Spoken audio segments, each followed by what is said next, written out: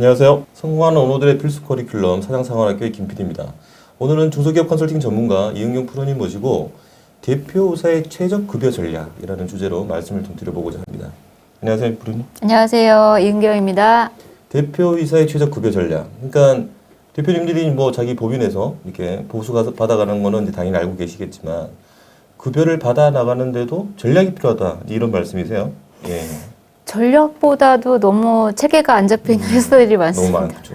예. 오전에도 제가 저기 파주 쪽에 미팅을 다녀왔는데 재무제표를 보고 깜짝 놀랐습니다. 소득이 1년에 1,400만 원 잡혀 있으셔서 한 달에 100만 원 정도 되시나요? 예. 네. 그래서 대표님 왜 이러시냐면 이렇게 돌아오는 답변들이 너무 얼토당토 않는 답변들이 많아서 제가 깜짝깜짝 놀라는 경우들이 있어요. 실제 사례로 120만 원의 소득을 받아 가셨을 경우에 발생되는 문제점들이 한 4-5개 있거든요. 그렇죠. 예, 네. 그리고 틀린 내용들을 좀 알고 계시는 사례들이 많은데, 오늘 그런 제가 얼토당토 않는 답변들이 나올 때 너무 당황스러워서 마침 또 지금 시즌 자체가 법인세 정기주총 끝나고 나서 4월부터 어떤 보수를 조정할 수 있는 기간이시거든요. 네. 그래서 오늘 임원 소득 디자인, 그 다음에 소득세, 건보료, 상속, 증여세, 청산소득세에 미치는 영향. 너무 많은데요. 그래서 깊이는 아니겠지만 네. 네, 이런 내용으로 실제 사례 위주로 좀 내용을 갖고 왔습니다. 알겠습니다. 네. 오늘 그러면은 지금 뭐 법인세 신고하시고 6월이면 이제 종합소득세 대표님들 내셔야 되는데 네. 물론 이제 뭐 이미 그 세액은 결정이 되어 있겠습니다만은 네. 뭐 이후에 올해 사업년도 잘 운영하시면서 본인의 실효세율은 네. 어떻게 관리하는 것이 좋은가에 대해서 조금 논의해보는 시간 가져보도록 하겠습니다. 네. 설명 부탁드리겠습니다. 네. 그래서 직원 급여는 근로계약서에 작성을 해 놓으십니다. 노동법에 따라서 근로계약서가 없다고 하면 이제 노동청에 신고가 돼서 큰 이제 불이익을 당하게 됩니다. 근데 임원 급여는 이제 무보수가 원칙이세요. 그렇죠. 네. 그래서 임원 보수 계약서가 없이는 이제 지급한다. 이러면 근로계약서가 없다고 똑같이 보시면 됩니다. 그래서 이만큼 위험하고 리스크한 건데 가보면은 10군데 정도 찾아뵈면 임원 보수 계약서가 없는 곳이 한 7, 8개 회사는 요즘은 조금 줄긴 했더라고요. 요즘은 좀 이제 그렇지만은 그게 취진 상법을 또 반영하지 못하고 네. 그 개정된 내용을 반영하지 못하는 경우가 좀 많긴 한데 네. 예전에는 뭐 대부분 별도 보수 이제 지급계약서를 안 공개하고 계신 분들이 많더라고요. 그리고 또 이제 잘못된 내용을 또 만들어 놓으시는 회사들도 많고 하기 때문에 그런 부분에 대해서 이제 사례적인 부분으로 제가 좀 설명을 드려보고 또 이제 여기 규정들 상법 규정과 민법 규정 그다음에 세법 규정 이런 것들을 다 지금 여기에 범위 내에 들어오게끔 만들어 놓으셔야 돼서 어느 이제 상법만 맞춰놨다고 해서 해결되는 부분이 아니시기 때문에 이런 부분도 오늘 영상을 통해서 보시고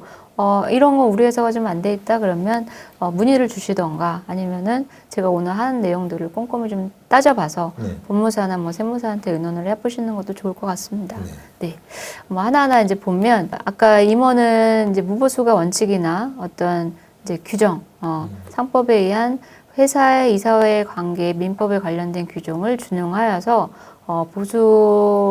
무보수가 원칙인데 약정을 통해서 보수를 받을 수 있게끔 만들어 놓으신 행위를 하셔야 됩니다. 그래서 이사회 보수 정관에 그 액을 정하고 주주총회 결의로 인해서 대표님의 보수를 정하고 지금 3월 결산이 끝나셔서 4월부터 이제 보수를 책정하시거나 상여금을 지급하셔야 되는 상황입니다. 그래서 사례를 하나 제가 들어보면 아까도 오전에 이제 급여가 120만 원 책정되어 있으셔서 대표님 왜 보수가 120만 원으로 책정이 되어 있으세요? 이제 여쭤봤어요. 그랬더니 대표님이 개인 사업자를 갖고 계시고 개인 부동산 임대법인을 갖고 계신데 법인의 이제 임대료를 받고 계신 거예요. 그러다 보니 소득률이 높아지셨겠죠. 그리고 사모님도 그러면 근무를 하셨나요? 했더니 사모님도 일정 뭐 이제 재무 쪽 격리나 이런 부분들을 보셔서 보수를 책정해 놓으셨더라고요. 그래서 얼마를 책정해 줬어요? 했더니 똑같이 120만 원 정도 책정을 해 놓으셨다는 거예요. 제가 실제로 과거 이제 작년 정도에 대표님이세요. 보수 200만 원, 250만 원 책정이 돼 있으셨는데 그분이 이제 부동산을 구매하기 위해서 은행에 이제 갔어요. 대출을 받으러. 근데 대출이 안 됩니다 하는 거예요. 왜 그러냐고 이제 여쭤봤더니 소득이 너무 낮기 때문에 소득이 없으니까. 예, 네. 소득 증빙을 할 수 없고 그래서 은행에서도 여신을 줄 수 없다. 이런 문제가 발생할 수 있습니다. 그리고 이제 대표님께서 그렇다고 해서 소득이 없으신 게 아님에도 불구하고 이제 자산이 늘어났을 거나 PCI 시스템에 의해서 자산이 늘어났을 때는 뭐든지 소명을 하게끔 돼 있거든요. 그거를 소명을 못 하시게 되면 늘어난 부분에 대해서 증여세, 뭐 양도세 이런 부분이 추가적으로 세무조사나 추징이 되실 수 있기 때문에 소득 출처는 반드시 만들어 놔라 이렇게 말씀드리고 그로 인해서 대표님이 이제 소득이 작게 잡혀 있다 보니 소득세는 줄일지언정 법인세는 또 줄이실 수가 없어요. 그리고 법인에 소득을 작게 해놓으시면은 쌓이는 미처분 이익 잉여금을 줄이실 수가 없어서 기업 가치가 엄청 많이 늘어나는 효과가 있습니다. 이런 것들이 다 세금을 과도하게 내실 수 있는 상황들을 만들 수 있기 때문에 꼭 이제 점검을 받으시는 필요가 있다고 보여집니다.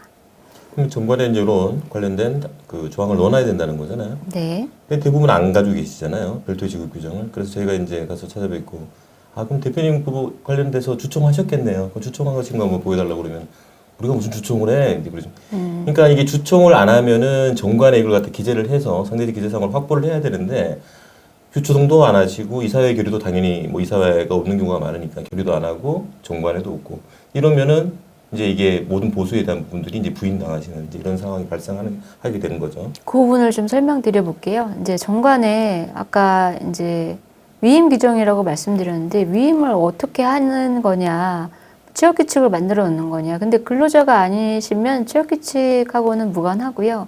정관에 이제 보수에 대한 한도를 만들어 놓으셔야 됩니다. 그래서 요건 이제 등기되어 있는 등기 임원에 해당이 되는 부분이고 1년에 한 분이 이제 사용할 수 있는 한도.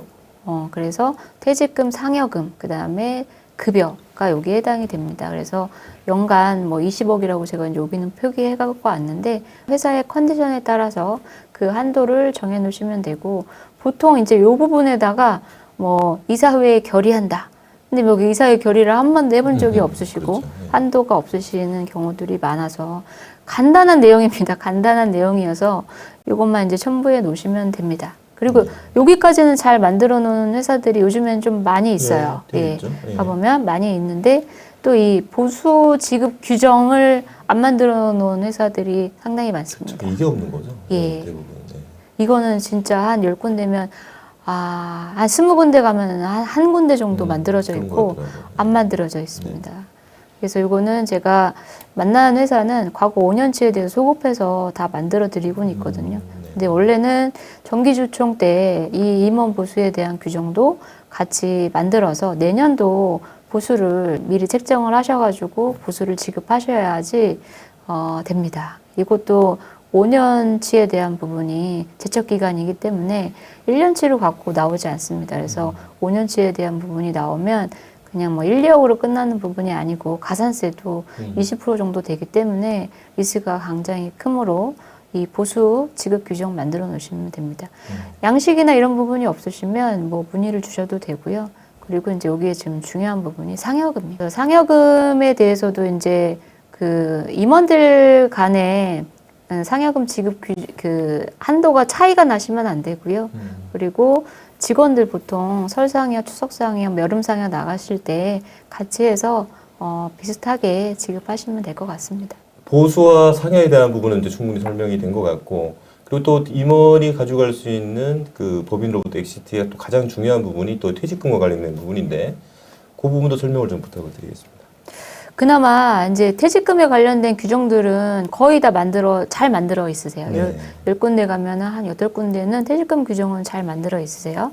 그래서 보통 2019년 이전에는 3배수, 19년 이후에는 뭐 2배수. 근데 가끔 이제 혼돈하시는 부분이 저희는 퇴직금을 은행에다가 DC형으로 넣고 있어요. 이런 답변들이 많이 나오시는데 그럴 때는 이제 직원이 근로자는 12분의 1, 월급의 12분의 1로 해서 12분의 1만큼을 DC형에다 넣는 경우들이거든요. 대표님 보수도 똑같이 그렇게 들어갑니다. 근데 임원의 보수는 지급 배수도 다르고 3년치 평균 연봉의 10분의 1. 그래서 계산하는 방식이 다릅니다. 그래서 만약에 근로자처럼 DC형에 넣고 있다 그러면 추가적으로 더 넣으셔도 되는데 거기에는 어쨌든 1배수에 대한 부분이고 그래서 따로 규정을 만들어 놓으셔서 임원 퇴직금은 따로 계산을 할 수 있게 하시면 좋을 것 같고요. 또 사례는 또 다른 사례가 있는데 어떤 사례가 있냐면 대표님이 등기 임원이세요. 그리고 이제 대표가 있으시고 이제 사내이사가 한 분이 더 계세요. 사모님이 실제 일을 하고 계시더라고요. 그래갖고 이제 퇴직금에 대해서 이제 질문을 하시는데 이제 세무사님, 기장 세무사님이 그러셨다는 거예요. 퇴직금을 이제 받아가셔야 사모님이 일을 그만두시게 돼서 퇴직금을 받아가야 되는데 최근 이제 2년치밖에 못 받아가신다는 얘기를 하시더라고요. 왜요? 근무는 벌써 20년이 다 되셨는데 왜 2년치밖에 못 받아가세요? 말씀을 드렸더니 보수를 책정한 날이 2년밖에 안 돼서 보수를 2년치밖에 못 받아간다 이 얘기를 하시더라고요. 그것도 뭐 틀린 얘기도 맞는 얘기도 아니겠지만 어찌됐든 근무를 20년 넘게 하셨으면 그걸 정당하게 받아가셔야 되는 게 맞는데 그 내용도 정관에 있습니다. 정관에 상법 규정에 그 내용이 있기 때문에 등기된 날로부터 퇴직금을 지급받을 수 있는 그 상법 규정을 갖다 인용을 하시고 퇴직금을 2년치를 계산을 하시는 게 어떠시겠냐 이제 안내를 드렸고요.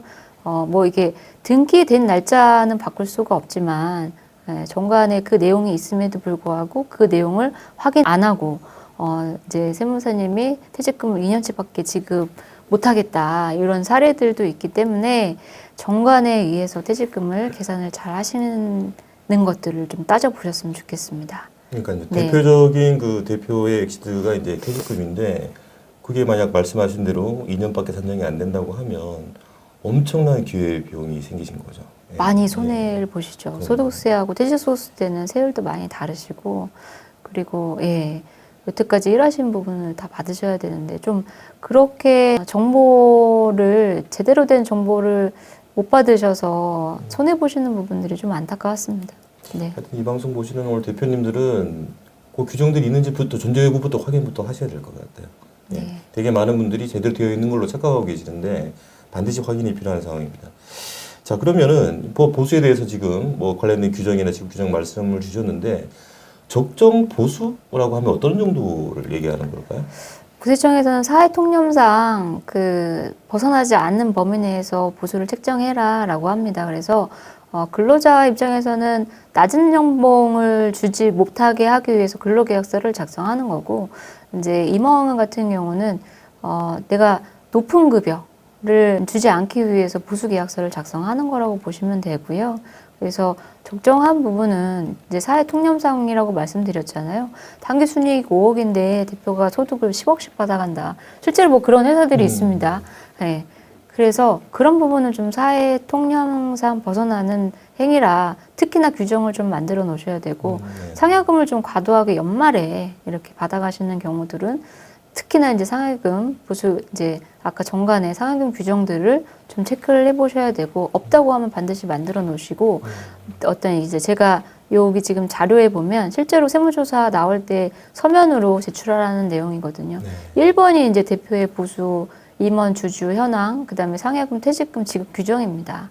그래서 정관의 한도를 정해 놓으시고 아까 보수 계약서를 꼭 작성해 놓으시라고 한 게 내가 연봉을 이렇게 책정됐고 퇴직금이 이렇게 돼서 그거에 의해서 이렇게 받아갔다.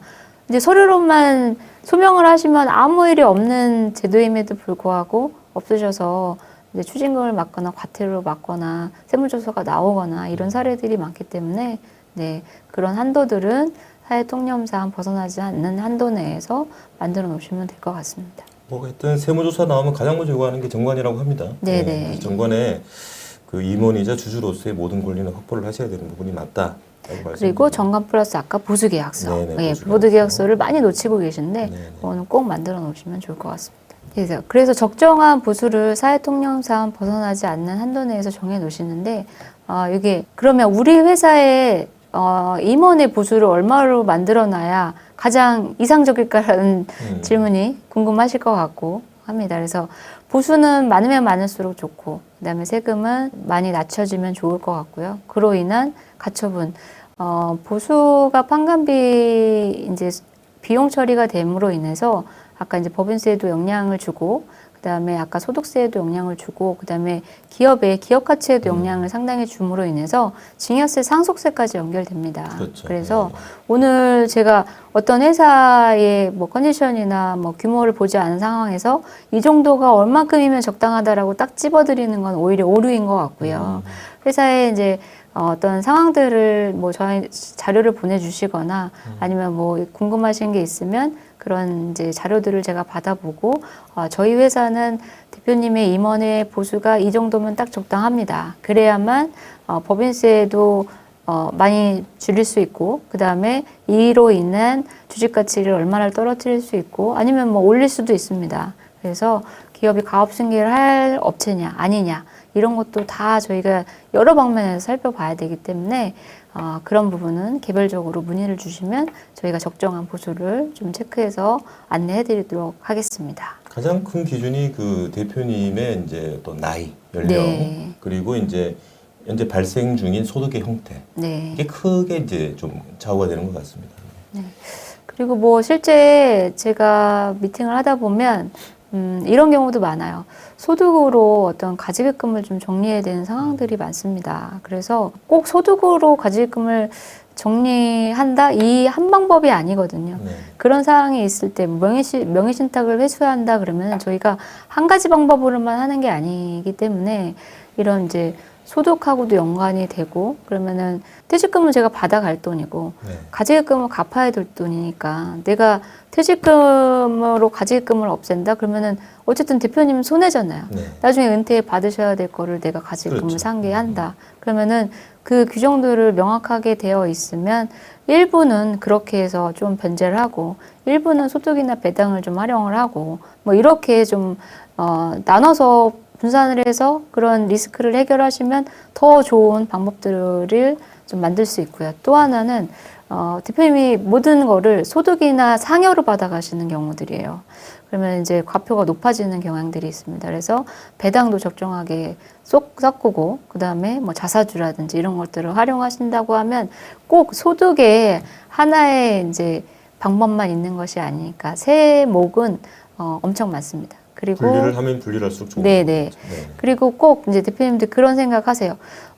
임원만 소득을 받아간다고 생각을 하시거든요.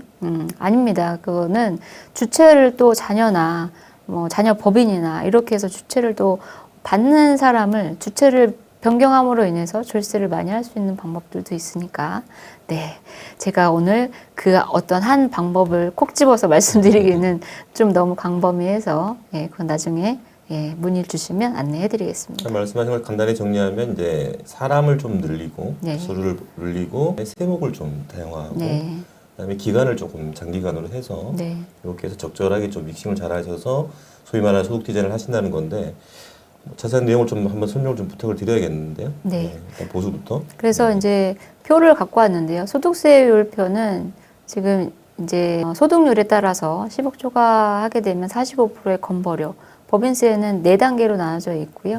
그래서 2억까지가 이제 9.9% 넘어가면 20% 이렇게 이제 과표가 되어 있습니다. 저희가 활용하는 것들은 이 세율 표로 인해서 좀 저희가 이렇게 시뮬레이션 돌려보고 어떤 게 최저 세율을 낼 수 있을까라는 거를 늘 연구를 하는 부분이고요. 네. 그리고 이제 요거는 제가 실제 대표님이 소득을 얼마를 받아갔을 때 소득세를 얼마를 내시고 법인세는 얼마를 내고 그리고 법인세를 내고 이제 그 주식 가치가 떨어졌을 때 증여했을 때 효과 뭐 이런 것까지 제가 시뮬레이션을 돌려본 겁니다. 그래서 이거는 뭐 특정직의 대표님이 소득을 이만큼 하셨으면 좋겠습니다라기보다 대표님의 회사에 맞게끔 제가 이제 재무제표를 좀 보고 대표님의 향후에 목표가 어떤 가업승계냐 뭐 M&A냐 이런 거 상황들을 보고 좀 판단을 해서 소득 디자인을 좀 해드릴 수 있을 것 같습니다. 네. 그래서 요 뭐 뒤에 표는 이제 실제로 이제 가업승계를 염두한 회사의 어떤 소득 디자인을 한 것과 가업승계를 염두하지 않고 나서 이제 시뮬레이션을 돌린 부분인데 요런 이제 도표로 제가 시뮬레이션해서 대표님한테 가업 생계를 염두하시면은 지금 소득은 이 정도 수준에서 퇴직금은 얼마를 만드시면 이 정도의 법인세 절감이 되고 이제 가업 승계 하실 때 얼마의 세금이 줄 것 같습니다라고 이렇게 만들어드린 보고서 자료입니다. 그래서 이런 것도 예, 다 개별적으로 회사의 어떤 상황에 맞춰서 예, 네. 그리고 퇴직금으로 뭐 얼마를 준비, 뭐 과거 향후 뭐 대표님들이 보통 보면 뭐 2, 3년 근무하신 회사들은 별로 없고 2, 30년 이렇게 근무하신 회사들인데 그 퇴직금을 잘 계산해 놓으셔야 많은 절세를 하실 수 있습니다.